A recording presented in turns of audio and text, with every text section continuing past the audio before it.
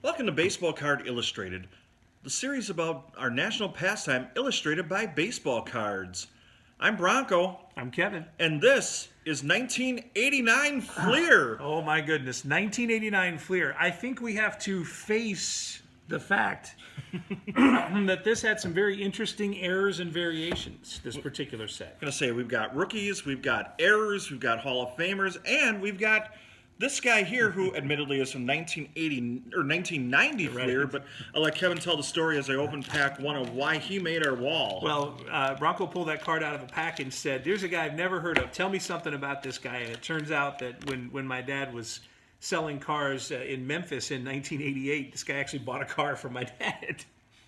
So I don't think we met him, maybe at the ballpark, but he knew him. My dad knew him well and thought he was going to be a big deal. So here we go. First card out of the pack is pitcher Teddy Higuera, one of my favorites as a kid. Yeah, I mean, you're talking, at his height, he's one of the best in the game. And it's unfortunate that didn't last longer. But, he's still around here by 89. And this tells you a lot about the design of not just the card, but also the uniform. And this is when baby blues are happening on the road. This is when, this is a classic era in a lot of different ways. And as you say, it's a design that I think has been maligned a lot, but I think it's pretty good. Yeah, I like the design of these cards, and there's a lot in these packs, potentially, and hopefully we find a lot in these packs, whether there's whiteout on them or black boxes or some questionable word choices. He's making a questionable word choice with his mouth right there. He's about to say something. Hey, Willie Frazier. How about John Moses? Holy Moses. That's one of those. I think the 87 Twins had Frank Viola and like 18 utility players. And Dan Gladden. And that Puckett guy too. But yeah, right, he was pretty good. We've got all the all-stars here to start things out on Baseball Card Illustrated today. But it's very classic 1989, right? Mitch Webster. I mean, there's two types of people. You're either around for this era and you know the names, or you weren't, and these could be nothing, And in some cases, you were around and still don't know the names. Like, well, Jeff Robinson disappeared. He struck out, so we're done with him, I guess. So we'll move right on to Andy Hawkins. Someday I'll have to show you my book of Andy Hawkins cards. Is there more than one page of those? Yes, I have. For whatever reason, I bought a block of cards. One of those like 2,000 count boxes of cards. We'll show the stats on Andy Hawkins there. And for whatever reason, there were 200 Andy Hawkins cards in this, of the same Andy Hawkins card in this group. So I put them all in a binder. Is binder a fancy way of saying garbage can? File 11. No offense to Andy Hawkins if you're watching. Wow. Randy Kramer and Miguel Garcia. And the thing is, the Pirates are on the verge of an incredible run. They made the playoffs a couple of times in the early 90s. They weren't quite there at this point, but they were getting there. No thanks to those two, unfortunately. The list of all-stars continues. Mike Devereaux, he was a world champion. Braves in 1995. Ooh. This you are hitting the obscure. This is Bronco playing one-hit wonders here. I'm gonna search for a card here. Oh yeah. Keep going. Keep going. So yeah, you've got Jose Cesena. Let's dig in here and tell you a little something about him. So at this point, he's 25 years old. He has he played 3 seasons in Saltillo in Mexico, and then worked his way up through the system. Had a 4.78 ERA for the Rangers in 1988, and that got him a baseball card. Okay, here's our next one. And you know why there's a black box on this? It's not because of a bad word on the card. It's just what I want to say right now, because there is not a whole lot up to this point, but it's about to get a little bit better. Willie Wilson. Willie Wilson was a solid player. Two-sport athlete, for sure. Gary Ward had a long career. Yeah. He was around a long time. Our buddy Bowl Cut Davis makes an appearance. All right, so, and we've talked a little bit about Charles Davis, Chili Davis. Do you know where he's from? Oh man, I should remember this. Because the thing about Chili is, he's called Bowl Cut because his dad cut his hair one time and it looked he's like called Chili. A bowl of chili. It's called Chili. Yeah. We call him Bowl Cut. We call him Bowl Cut because of that. His name Chili because of a haircut he got one time that looked like it was like a bowl of chili. He's from Jamaica. Jamaica, that's right. Isn't that crazy? I didn't know it until years later when I was studying Spanish in college and they were talking about players from the Caribbean. And somebody said Chili Davis. I'm like, Chili Davis is not from the Caribbean. They're like, he's from Jamaica. Is that where you also learned that chili is Spanish for bowl cut? My fascination with Spanish began there. Tim Wallach, perennial under-heralded all-star for the Montreal Expos. And we did get one good card out of this pack. Now, Yeah. Brewer fans like myself may not feel quite the same way about him as the rest of the country, but got a Gary Sheffield rookie card Wow. Actually, this is kind of a grail in the baseball card world. See, all of a sudden, my card grader eyes are taking over. I'm looking at this thing really closely. It's a little bit off-center to the left, but it's not terrible. And obviously, it's packed fresh, so those corners are sharp. This is, you know what I'm going to say. This one might have to go off to PSA. I think Baseball Card Illustrated has to have some PSA graded card, right? Well, you know I'm a PSA 11. That's The most that can get is a 10. That's right. It can go no higher than 10. I saw you on TV once, and that's what it said at the bottom of the screen. Bronco, PSA 11. There you go. You know who else would love this card? Who? Our good friend Danny Mack. Oh, Danny Mack would be a huge... He would want this to be a 10. I wouldn't be surprised if he had a PSA 10 of Gary Sheffield. He has several PSA 10s in his collection. Most of them early Derek Jeter cards. Really? Yep. Wow. He's got some money in these cards. Nice. So, little shout out there for a friend of ours, friend of the channel. And we'll be right back with the next pack of these bad boys here as we see if we can get a PSA 10 of, say, Billy Ripken. Oh, I wouldn't even think that's the Ripken you want. Oh, yeah, it is the Ripken you want, isn't it? Stay tuned. Having fun is the name of the game here on Baseball Card Illustrated. If you're enjoying what you're watching, please give us a thumbs up, subscribe, and leave a comment down below. Now, back to the cards. Baseball Card Illustrated rolls on with 1989 FLEER, where we got rookies, error cards. And I gotta tell you, I like this set so much. I even like the sticker card better. Like we had last week, we did 1990 FLEER, and that's the green one you see here. But even like the stickers look a little bit better in 1989. This is the blue ones were the ones for Yeah, the blue one. Mm-hmm. It's well. Here's the other thing too. Just to stick it back up for a quick second, they did give you instructions here, just in case you didn't know. You peel there and there, and there and there. All American League teams, by the way. Oh, actually, look at this. They're alphabetical American League teams. The first four. Oh. Baltimore, Boston, California, Chicago. Okay, that leads us into this sticker. Here's the one out of pack number 2.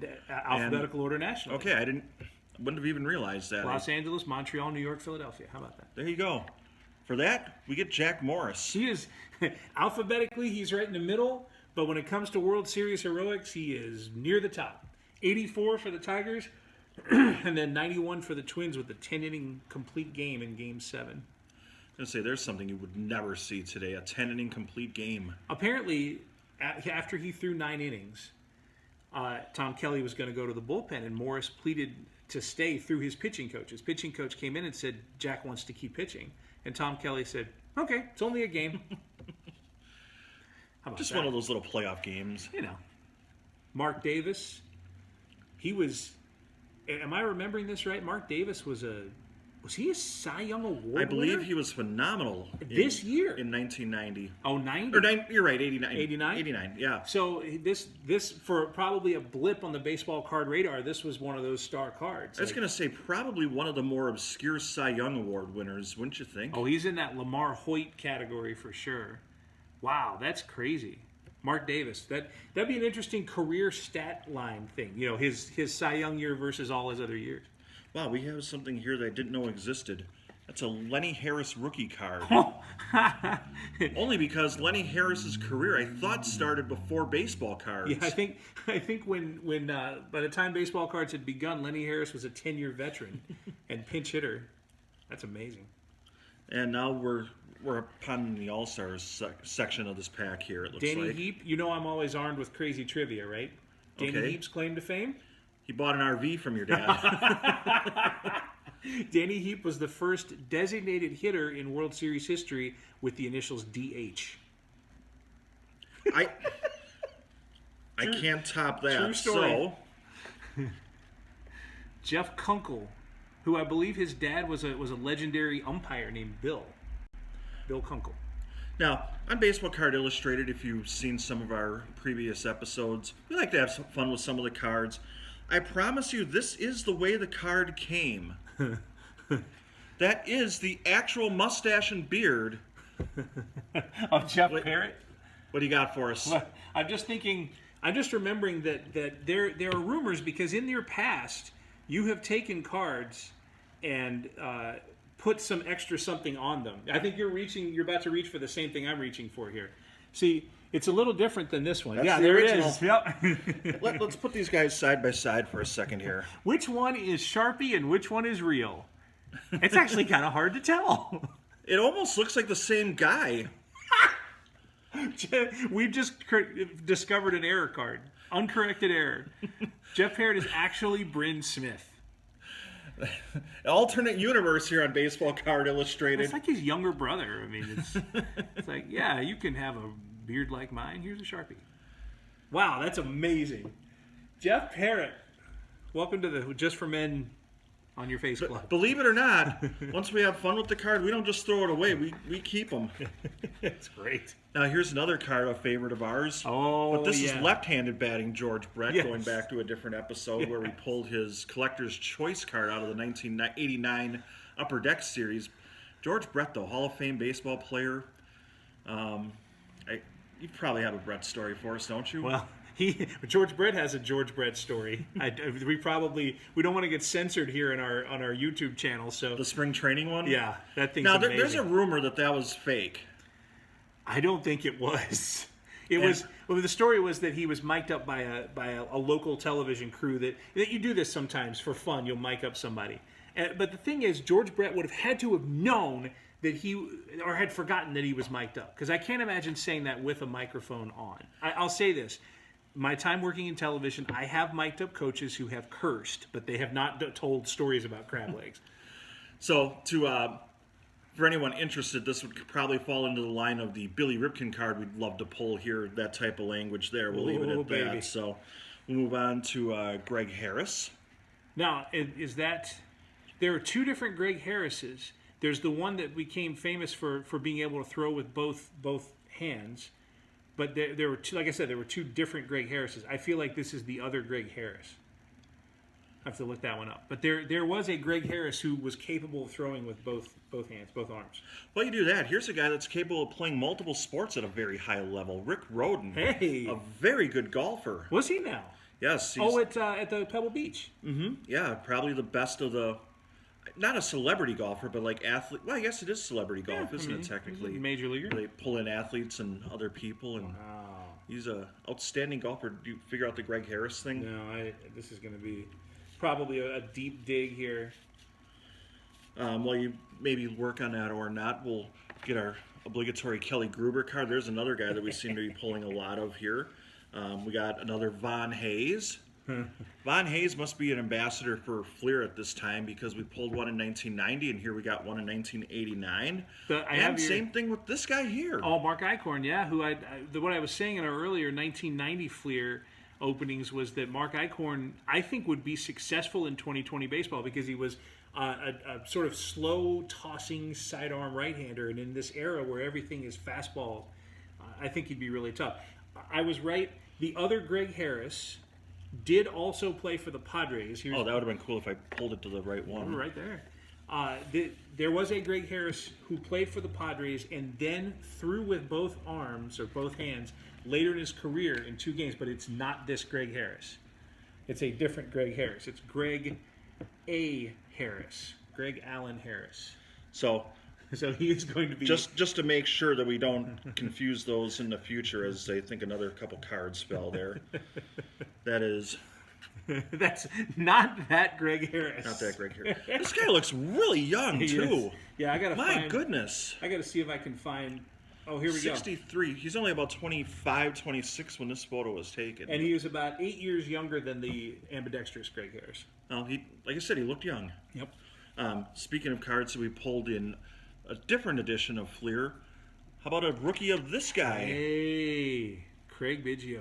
So I mean, you could tell just on the other cards on the screen how different 1989 was, because you have the full body shot of Walt Terrell, half a body of Goose Gazzo, and half a body roughly of Roger Craig, and you got a face of Craig Biggio. That face is in your face, and I wonder why that is. Like, were they that interested in being up close, or was there something they didn't want to show? Was Bill Ripken nearby? Well, Eric Plunk is giving you not the whole picture there, but a good portion of the picture. And another card that we've seen somewhere else, here's Johnny Ray, who now is with the California at the time Angels, and does not have the 14-gallon hat that he had when he was with the Pirates. and is not being confused for Barry Bonds, as did happen in 1987. The 1987 Donruss had a thing called the opening day set, and they had all the players that played on opening day for each of the teams, and Johnny Ray and Barry Bonds were confused for each other on one of the cards. Very valuable card. I wonder if Barry Bonds gets into the Hall of Fame, do they accidentally put the wrong bust together and Johnny Ray ends up in the Hall of Fame? Barry Bonds waited forever to get into the Hall of Fame, and then he gets in, and it's still not Barry Bonds. Someone walks up to the plaque, and it says, Barry Bonds here, but are you Johnny Ray? Who wants to know? Well, I want to know what's going to be in our next two packs of 1989 FLEER, so stick around, and we'll find that out right here on Baseball Card Illustrated. Thanks for watching Baseball Card Illustrated. While Kevin and I are always on the lookout for our favorite players and rookie stars, we sometimes stumble upon a card with an unusual photo. Part of the fun of this series is pointing those out, and here is a starting 9 of some of the more bizarre cards we've opened to date. Let's see if we can add to that roster with this next pack. Baseball Card Illustrated rolls on with 1989 FLEER. We've already pulled the Biggio and the Sheffield rookies. Let's see what Pack 3 has in store for us. We've had pretty good luck so far on this set, and honestly, it's a fun set. It really is. It's one of those that I know the value hasn't held up for many of these over time, but this is kind of fun to look back a little bit. This is one of my favorite guys as a kid. Ooh. David Cone. Underrated pitcher. So he threw in the 1995, the legendary Yankees-Mariners game with Edgar Martinez hit in the Griffey slide. When they beat the Yankees, that was Game 5 of the division series in 1995. David Cone started that game, and I want to say he threw 160 pitches in that game. Which was, as weird as this sounds to say, was probably his career high for pitches thrown in a game, but he was up there a number of times through the years. Let's see, 147 pitches. He threw 7 2/3 in that game. Threw 147 pitches. Could you imagine the outrage today? A manager might get fired if he had someone throw 147 pitches. I was going to say, he's the first guy I think that I ever remember hearing the phrase pitch count even about. Right. I'm going to shed a little light on the situation. Get you some light here. David Cone.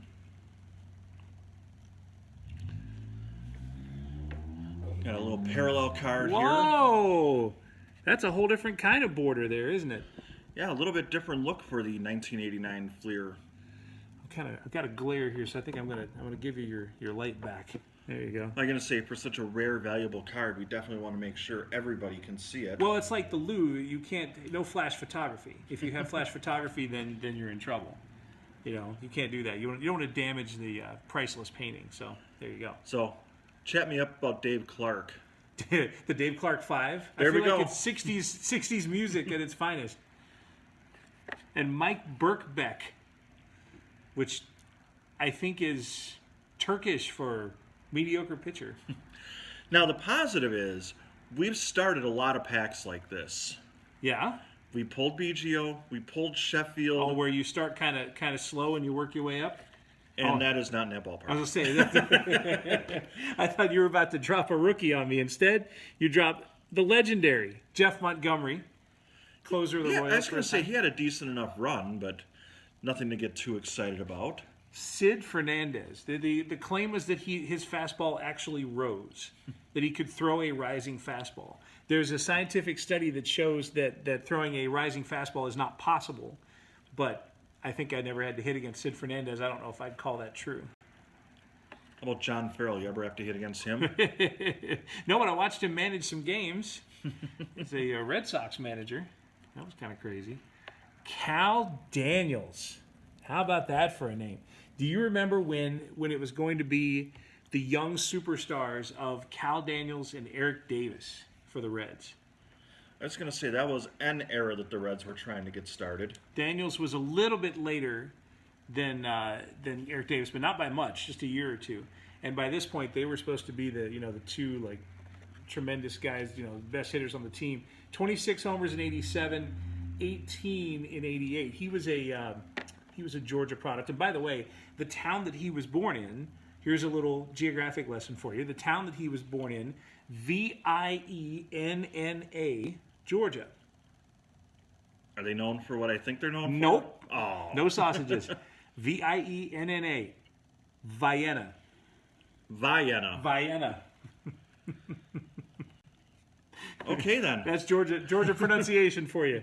See, and the thing about Mike Krukow is he had a long major league career with the Giants, did a lot of very good things, was part of some pretty decent teams with the Giants, but he's known for one thing for me, his broadcast career, paired with Dwayne Kuiper and in an MVP baseball. Oh, that's right. I forgot about the MVP baseball. Do you remember the early years of MVP too? Because at the end, MVP was one of the best games ever made. But it's a process. And there was a year where they had, when it was Kruk and Kuiper, they were first voicing it. And they hadn't quite gotten down how to drop in names. And so there's one year that you play and it's like, Palmeiro is having another Palmeiro type season. Mr. Black, for you Simpson fans out there. Here's a guy I was like, and I talked about this on our 1989 Topps edition. Wow. So, the one dog, Lance Johnson. Lance Johnson. Little base stealer. He was a tough out. And led both leagues in hits in a single season. League leader in hits during the course of his career in both leagues. In both leagues. White Sox and Cardinals? Mets, okay. Nice. Yeah, that is not the most well-cut card to ever come off the FLEER assembly line. That one's a little high. And the weird thing is, are the other cards that way too? Because usually if one's miscut, you'd think they would be. Not quite as bad as that one. Here's a favorite of ours, though. Dennis Lamp. Okay, here's a question. I know you've tried to send some cards off to different people. Is Dennis Lamp like... Dennis Lamp, the winner of our mustache competition on 1984 Topps. We have sent that one in. And he's still a winner there. He's rocking the mustache strong through the late part of the 80s now. Gazzo, Lamp, and Walt Terrell. All mustache team. The all mustache team selection. You know who did not have a mustache? At least at that time. Vance Law. He looks more likely to present you a scientific study on geology than he is to hit a double. His dad was a big leaguer. Vern was a pitcher for the Pirates. Hey, Vern. Yeah, that's right. I was trying to think of some LA Law reference, which I think was still on the air around this time. You should pull a card that says order, and then we can have some fun. Oh, wow. Former Brewer closer Dan Plesac, obviously probably better well-known universally now for his work as a broadcaster, but he was a good left-handed flamethrower early in his career. I remember there was an era where left-handed closers just didn't happen that much, and he was the exception to the rule. A lot of fun. That was... Honestly, those are some of the most fun Brewers teams. Maybe not so much 89, but back a little bit, 87. I gotta say, they were still okay late in the 80s and even the early part of the 90s. But now, you've seen the video of Cecil Fielder hitting the ball out of County Stadium, right? Oh, yeah. That was actually against Dan Plesac when he was making his very short career change to a starting pitcher. Oh, and when you give up a ball that leaves the entire stadium, usually your role gets changed rapidly. Supposedly that's the only ball that was hit over the bleachers at County Stadium in Milwaukee. Not even in Major League. Well, no, Pedro Serrano did hit one out. Sorry, that was in Cleveland. Right. Oh, you're dishing them out here with Dan Petrie. Dad joke. It's okay. I appreciate that. You got it. Hey, is this my shortstop? Oh, no, it's Gene Larkin. Sorry. Gene Larkin, if I remember this right, claim to fame, won the 1991 World Series with it was a single, but a drawn-in outfield. He hit it over the drawn-in outfield. I'm going to say, It says designated hitter first base. I can't say I remember him playing a ton of first base, but He's the kind of player I'm not sure would be designated much for anything. Maybe assignment. Thank you, Darren Jackson. Hey, now FLEER and Darren Jackson have an interesting mix because the year before '88, there was their rookie stars cards that they had, and Darren Jackson was a Cub, was next to another Cub, Mark Grace. So it was the Mark Grace Darren Jackson rookie card. And I think it's interesting that not only did both go on to major league careers, both of them went on to broadcast careers, pretty sizable. I mean, Mark Grace, fell a bit and then came back as a pre and post guy, but they both have been on the air for a long time. Now, my question is, did Darren Jackson ever impersonate a teammate pitching? Mark Grace did a great Mike Fetters impression later in his career. That was on national TV too, on Sunday Night Baseball, and that is one of the great moments. You know you've had a great moment when announcers who have been preparing for this broadcast forever start laughing at something in the moment when it cracks them up. And his Fetters, I remember the broadcast team just lost it. There was no recovery there.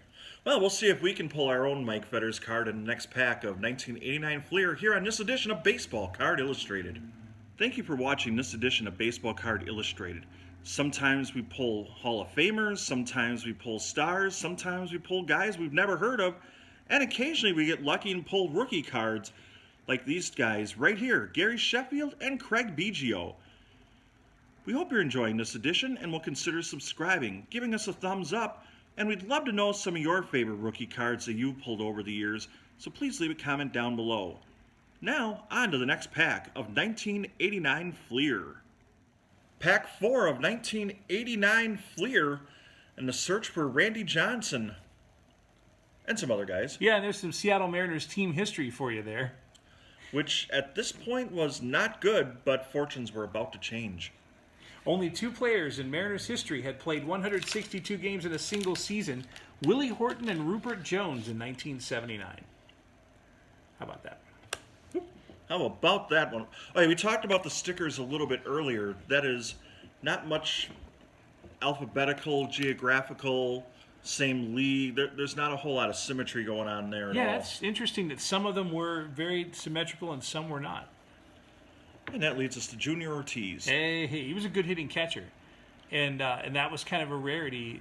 The thing to remember about 1990 is that you had two types of offensive players. You had outfielders and first baseman and third baseman who could hit, most of them could hit a little bit, and you had catchers and middle infielders who normally just couldn't hit. They just couldn't. They just didn't. That's why Barry Larkin and Ryan Sandberg and these guys were such exceptions. But Junior Ortiz was a hitter. I'm going to say, leading that theory of, if you got the rest of your lineup hitting, you can have a shortstop that can just play really well in the field. Yeah. The Orlando Arcia rule. Oh, wow, Jeff Reardon. He looks so young there. I'm going to say, there's another pretty solid, just for men, beard Brent thing Smith is loving that card. Yeah, Reardon was he was pretty good for the Twins and then for the Braves, a couple of big teams. The checklist. Got a checklist card, and I only put the back side of it up here because it's got Cincinnati and the Brewers there. And just wanted to say hi to a good friend, Justin from Cincinnati, the Queen City. Hey. A little shout out there here on Baseball Card Illustrated. Maybe we'll find a Reds card for him in this pack. And there is not one of them. He did call Ohio home at one time when he played for the Indians later in his career. Right. But Oral Hershiser. Just a dominant force of his day. I mean, it's interesting. We have guys now, Kershaw and so on, but I'm not sure anybody had a stretch the way he did at the end of '88 when he threw 59 scoreless in a row. I mean, it's still crazy. Dave LaPointe. Sometimes you just throw a card up there and move on. He's looking up at his own name like, wait, is that my name? That's me. Is this a card?